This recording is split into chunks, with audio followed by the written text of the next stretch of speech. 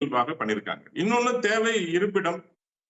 இருப்பிடம் மிக முக்கியமான விஷயம். நான் ஏற்கனவே சொன்ன மாரி 3 கோடி பேருக்கு அதற்கான பணிய துவக்கி இருக்கிறாங்க. ஒரு மத்திய அரசு அ இவ்வளவு நிதிச்சுமை இருந்தாலும் கூட, ஒரு கட்டமைப்புக்கு காட்டுற ஆர்வம், விவசாயிகள் மீது காட்டுற ஆர்வம், அடுத்து பெண்கள் மீது காட்டப் போகின்ற ஆர்வம், இதெல்லாம் தொடர்ச்சியாக நம்முடைய மத்திய அரசு தொடர்ச்சியாக செய்யப் போகிறது. அதுல எந்த மாற்று கருத்தும் இருக்கப் போவதில்லை. பாரத பிரதமரை பொறுத்தவரைக்கும் இன்னைக்கு கேபினெட்ல மிக முக்கியமான பொறுப்புல, மிக முக்கியமான இடத்துல அதே பழைய அமைச்சர்கள் சிறப்பாக அந்த செயல்பட்டவர்கள். அமைச்சர்களுடைய செயல்பாடுகள் என்னென்னலாம் விமர்சனங்கிறத சூர்யா முன்வைத்தார் இல்லையா?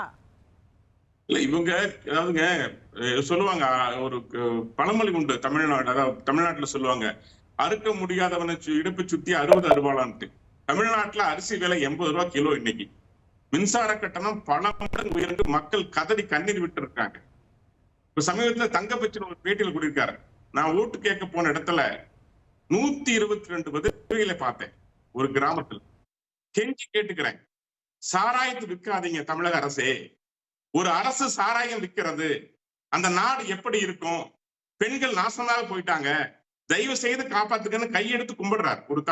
ஒரு நடிகர், ஒரு தமிழ் தங்கப்பச்சன் செய்தி நான் பார்த்தேன். நான் சாராயம் விற்கின்ற ஒரு அரசு, கூரை ஏறி கோழி பிடிக்காத பானம் ஏறி வைகுண்டம் போனாலும்